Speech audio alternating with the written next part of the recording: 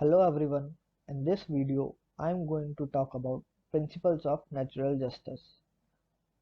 Before going to the definition part, let's see where it originated from. It has found its origin from the early Greek and Roman empires. The concept of natural justice is taken from the Roman law, and the word natural justice is derived from the Latin word jus naturale, which means natural law, and it is closely related to common law and moral principles. Initially, it was applied in the court of England, and later this comes to the administrative sphere. Natural justice can also be referred as substantial, fundamental, or universal justice.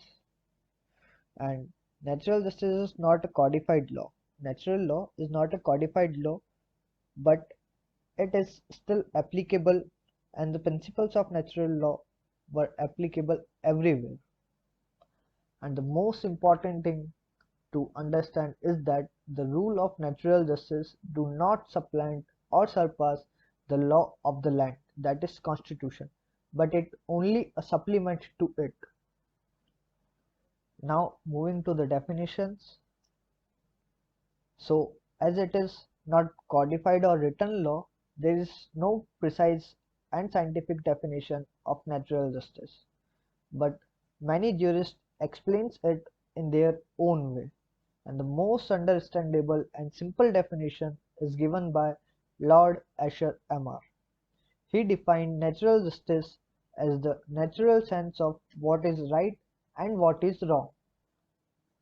In the case of Swadeshi Cotton Mills versus Union of India, Justice O.C. Reddy cited that natural justice has been used in a way which implies the existence of moral principles of self-evident and unarguable truth. Now let's see what is the aim of natural justice and on what basis natural justice can be done. So, natural justice can be done on the basis of reasonableness, good faith, justice, equity, and good conscience. And aim of natural justice is to secure justice and to prevent miscarriage of justice, and also to give protection to the public against the arbitrariness. Now coming to how natural justice is enshrined in our constitution.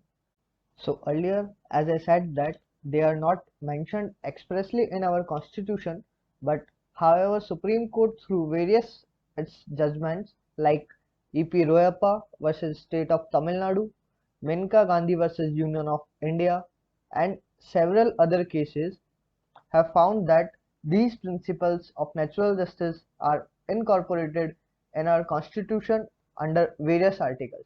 Articles like 14, 21, 22 and also 19, and Article 32 and 226, Article 39A, and also can be seen in Article 311. Now coming to the principles of natural justice. So there are three principles of natural justice. First, Nemo Judex in Causa, which means no one is judge in his own cause. Second principle is Audi Alteram Partem, which means let the other side be heard as well. And last one is reasoned decision. Now moving to the first principle of the natural justice, which is doctrine of bias, or we can say rule against bias.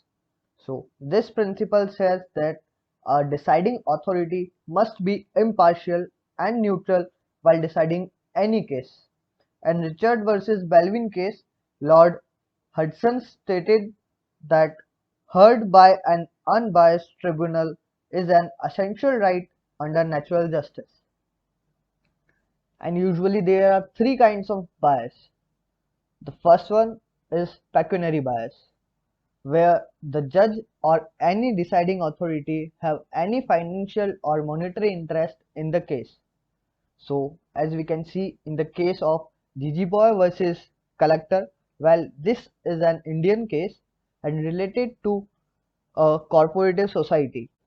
So in this case, Chief Justice reconstituted the bench when it was found that one of the members of the bench was a member of the cooperative society as well, for which the land has been acquired.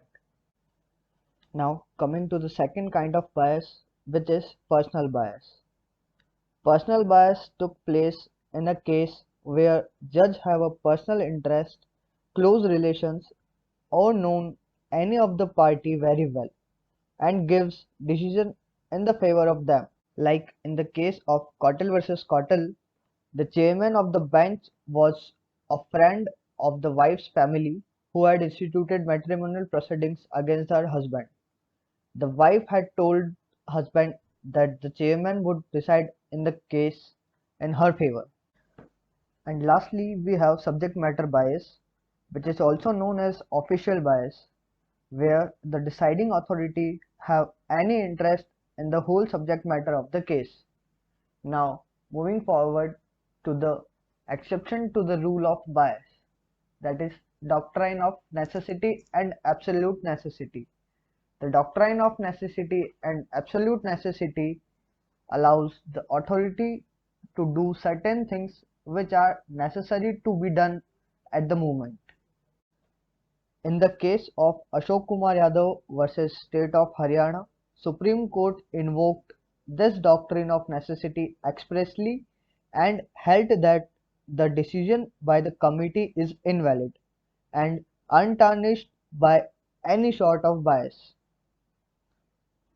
Now, moving forward to the second principle of natural justice, that is doctrine of hearing, also known as the rule of fair hearing. As per the rule of fair hearing, no one should be condemned unheard. No person should be judged without a fair hearing, and a judge or any deciding authority must hear both sides of every case and given the opportunity to respond to the evidence against them. Now, the ingredients of the rule of fair hearing are prior notice of hearing, opportunity to be heard, right to disclosure of evidence, right to legal representation, right to produce evidence, opportunity to rebut and cross-examination, reasoned decision, and post-decisional hearings. And the third and the last principle of natural justice is reasoned decision, also known as speaking order. It is laid down in the 14th report of the First Law Commission that administrative decision should be accomplished by reasons, as it is most valuable safeguards against any arbitrary exercise of power by the adjudicatory authority, and the reason will make it possible to test the validity of these decisions by machinery of appropriate rates. So a decision must contain reasons in support of it. So these are the three principles of natural justice. Hope you all are clear with these principles. Now let's moving forward to the exceptions of natural justice. So the principles of natural justice may not be applicable in the situation of emergency or where any prompt action is needed, or if it is expressly excluded by the statute itself, or where no right of person is infringed, or it is impracticable to hold the hearing of appeal, and also it is excluded in the case of purely administrative matter. And now moving forward to the last part of this video, that is judicial precedents. In this I am discussing three important case laws and it will be just a summary of the cases or one-liners. So now moving forward to the first case, that is AK Kripak versus Union of India. So in this case a person was appointed as acting chief conservator of forest and also a member of selection committee for the post of chief conservator.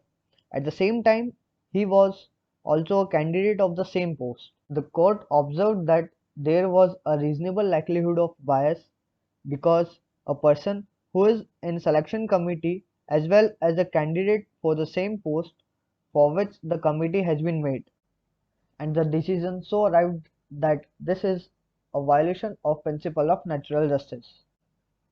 So, moving forward to the next case, that is Menka Gandhi versus Union of India. In this case, the court held that where the statute is silent about the rule of hearing as to whether or not the assessee or any person should be heard before any order is passed, then it does not mean that opportunity of being heard is excluded.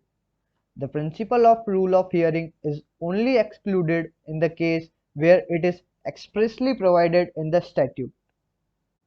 And now moving forward to the last case of this video, that is Mohinder Singh Gill versus Chief Election Commissioner.